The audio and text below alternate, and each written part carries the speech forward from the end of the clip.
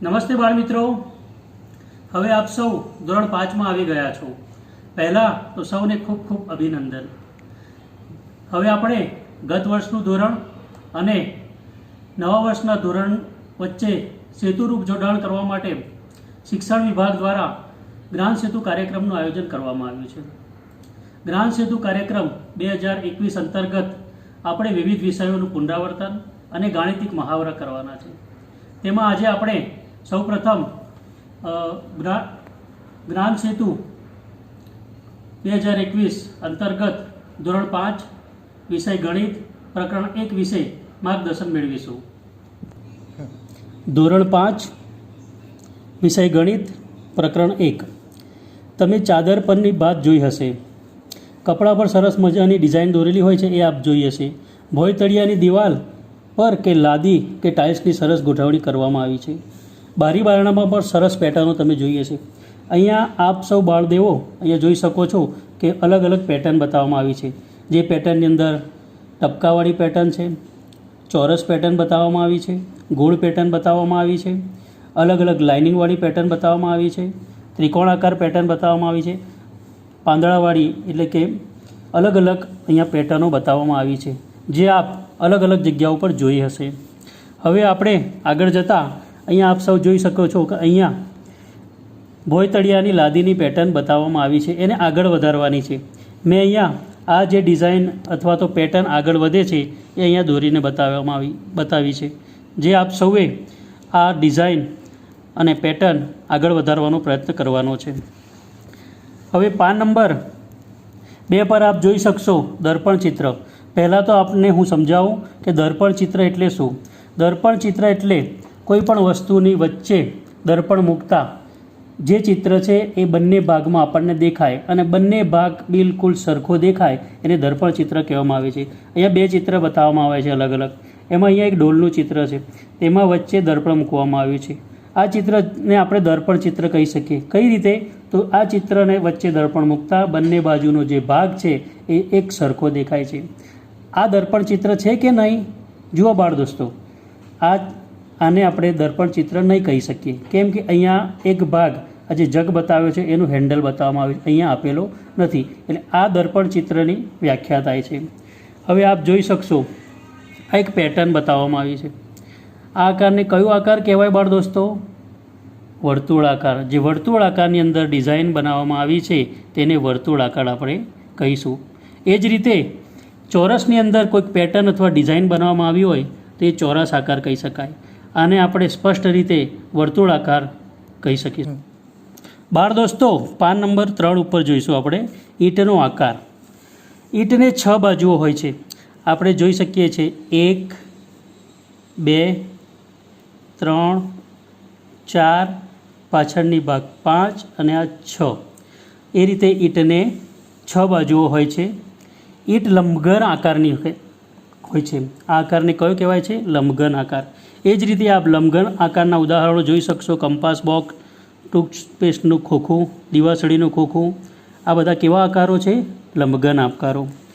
અહીંયા આપણે તમે ભોંય તળિયાની જુદી જુદી પેટર્ન જોઈ હશે, તેની જગ્યાના નામ જણાવો। આપ બાળ દોસ્તો, આપ ઘણી બધી જગ્યા પર જતા હશો ત્યાં અલગ અલગ ભોંય તળિયાની ડિઝાઇન જોઈ હશે।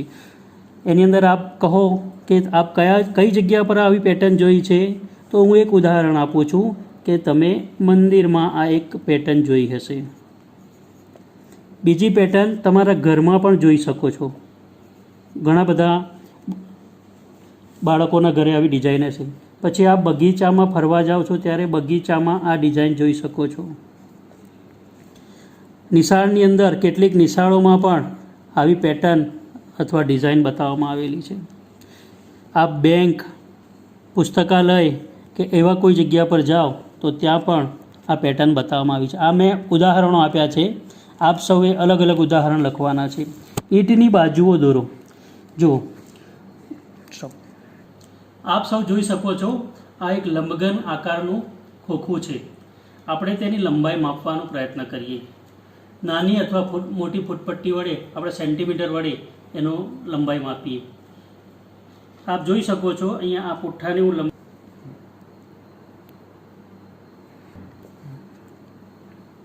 સેન્ટીમીટરમાં માપવાનું છે. આપણે અહીંયાથી માપવાનું શરૂ કરીએ. 1 2 3 4 5 6 7 8 9 10 11 12 13 14 15 16 17 અને 18 સેન્ટીમીટર તેની લંબાઈ થાય છે. એ જ રીતે આપણા ઘરમાં કંપાસ બોક્સ અથવા તો બીજી જે નાની નાની વસ્તુઓ હોય છે તેની સેન્ટીમીટરની અંદર લંબાઈ માપવાનો આપ પ્રયત્ન કરશો. ઈંટ જેવા આકારની બીજી 5 વસ્તુઓના નામ લખો. આપ સૌએ જોઈ હોય એવી ઈંટ જેવા આકારની અલગ અલગ 5 વસ્તુઓના નામ આપણે લખવાના છે. સૌ પ્રથમ તો આપણે એક ઉદાહરણ લખીએ, કંપાસ બોક્સ.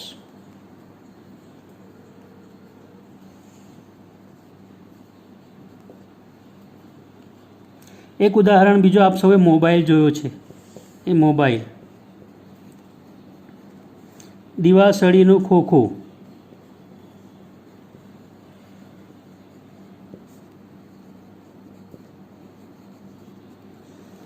નાસ્તાનો ડબ્બો.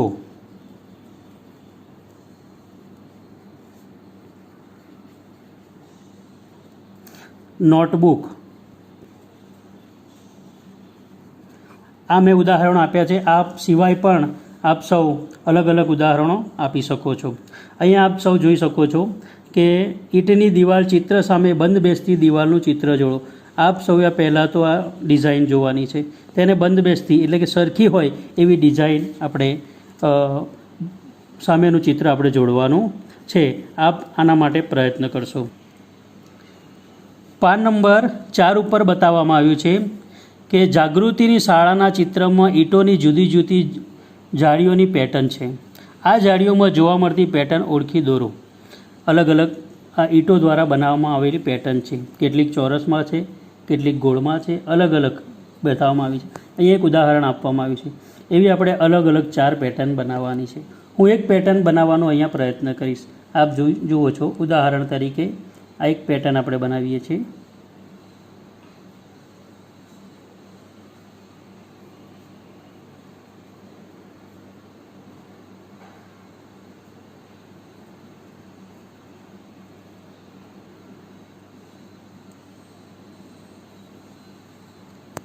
એ જ રીતે આપ અલગ અલગ પેટર્ન બનાવી શકો છો. ચોરસ, ગોળ, ચોરસ, ગોળ, અથવા તો અહીંયા ચોરસ, ત્રિકોણ, ગોળ, બીજું ગોળ. આ રીતની આપ અલગ અલગ પેટર્ન બનાવી શકો. પાન નંબર 5 ઉપર બતાવવામાં આવ્યું છે દિવાલમાં ઈંટોની ગોઠવણથી બનાવેલ ઝરૂખો. અહીંયા એક ઝરૂખો બનાવવામાં આવ્યો છે. એ દિવાલોની પેટર્નથી આ આપણે બગીચામાં અથવા તો આપણા ગામના ગેટ આગળ આવો ઝરૂખો જોઈ શકીએ છીએ. આગળ જતાં અહીંયા બતાવવામાં આવ્યું છે કે ઈંટનું સાચું માપ શોધો, તમારા અંદાજ સાથે સરખાવો.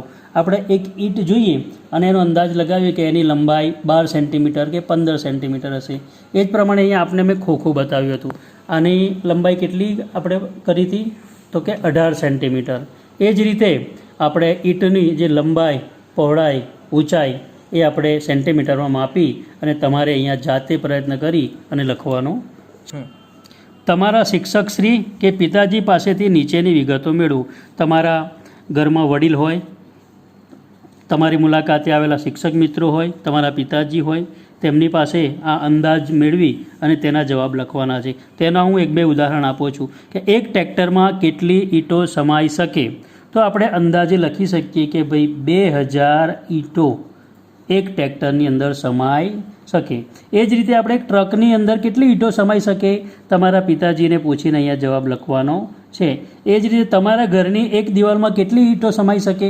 ઘરની એક દિવાલ લઈએ એની અંદર આપણે અંદાજ મુજબ લગાવીએ કે ભાઈ 1000 ઈંટ, 2000 ઈંટ કે 3000 ઈંટ. અહીંયા આપણે અંદાજે લખી શકીએ કે 1500 ઈંટો એક દિવાલની અંદર આવી શકે છે.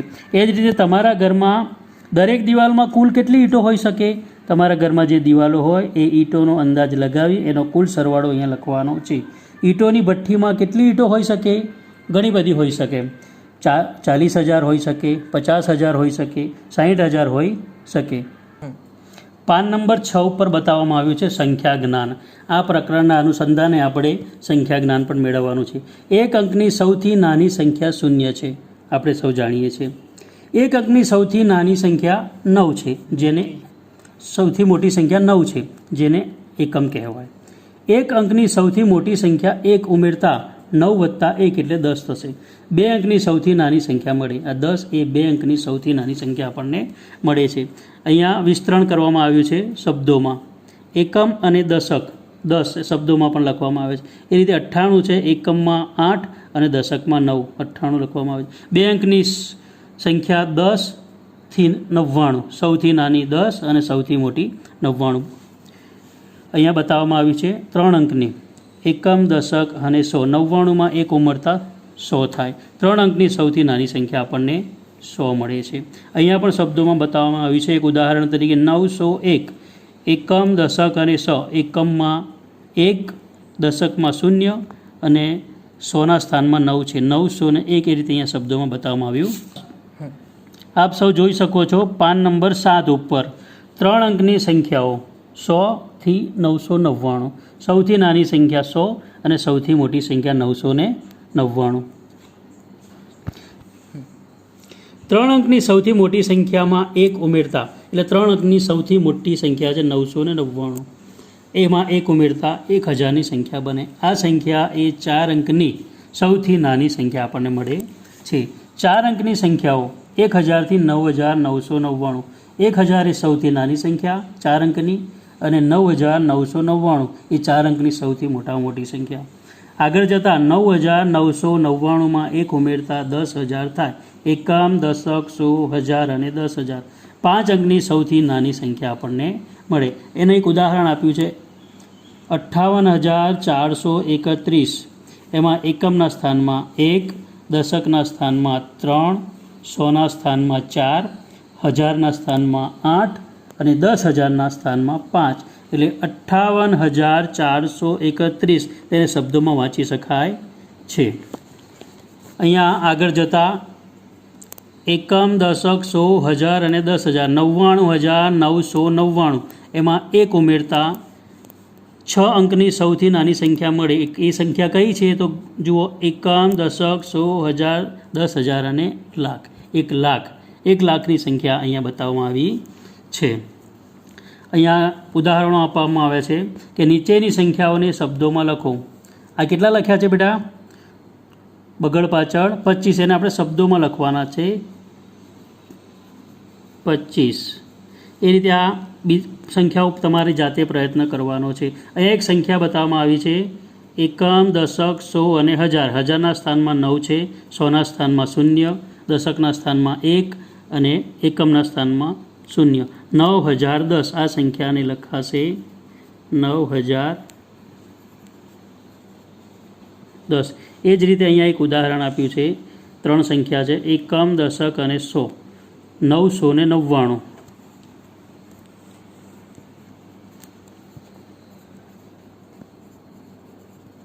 આ સંખ્યાઓ તમારે જાતે પ્રયત્ન કરીને લખવાની છે. નીચેની સંખ્યાઓને અંકમાં લખો. 1400. એકમ, દશક, 100 અને 1000. 1400. પાન નંબર 9 પર બતાવવામાં આવ્યું છે. એક ઉદાહરણ આપને આપું 15015. આપણે અહીંયા સૌ પ્રથમ એકમ, દશક લઈએ. એકમ, દશક, 100, 1000 અને 10000. અહીંયા 15015 બતાવવામાં આવે છે. 15 આપણે અહીંયા લખીશું. એકમ, દશક, 100, 1000 અને આ 10000. આ સંખ્યા લખાશે 15015. એ જ રીતે આપે આ ઉદાહરણો છે. નીચેની સંખ્યાઓને ચડતા ક્રમમાં ગોઠવો. સૌપ્રથમ આપણે શીખી ગયા છે ચડતા ક્રમની અંદર ગોઠવવા માટે સૌપ્રથમ પહેલી કેવી સંખ્યા આવે તો કે સૌથી નાની સંખ્યા. આ 3 સંખ્યાઓ આપણે જોઈ 4 સંખ્યાઓ આપણે જોઈ શકીએ છીએ 68, 35, 70 અને 99. એમાં સૌથી નાની સંખ્યા કઈ છે તો પહેલાં આપણે લખીશું 35. એનાથી મોટી સંખ્યા તો 68. ચડતા ક્રમમાં ગોઠવવા માટે સૌપ્રથમ સૌથી નાની સંખ્યા મૂકીશું 68. તેના પછી આવશે 70 અને છેલ્લે 99. આ જ રીતે બાકીના ઉદાહરણ આપણે લખવાના છે. એક ઉદાહરણ છેલ્લું છે આપને હું સમજાવું છું. 15200.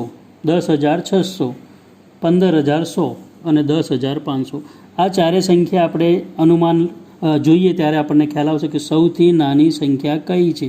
તો આપણે જોઈ શકીશું 10,500 એ સંખ્યા સૌથી નાની છે. આપણે પહેલાં લખીશું 10,500.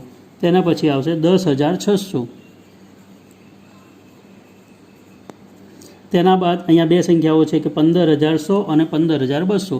તો 15,100 અને છેલ્લે આવશે 15,200. એ જ રીતે અહીંયા બતાવ્યું છે નીચેની સંખ્યાઓને ઉતરતા ક્રમમાં ગોઠવો. ઉતરતા ક્રમમાં ગોઠવવા માટે હવે સૌથી પહેલી આપણે મોટી સંખ્યા લખવી પડશે. 36, 47, 28 અને 15. આ સંખ્યાઓમાં સૌથી મોટી સંખ્યા છે 47. એનાથી નાની છે 36. તેનાથી નાની સંખ્યા છે 28 અને છેલ્લા આવશે 15. આ રીતે આપણે આ જે સંખ્યાઓ આપવામાં આવી છે એના ઉદાહરણો જાતે પ્રયત્ન કરવાના છે.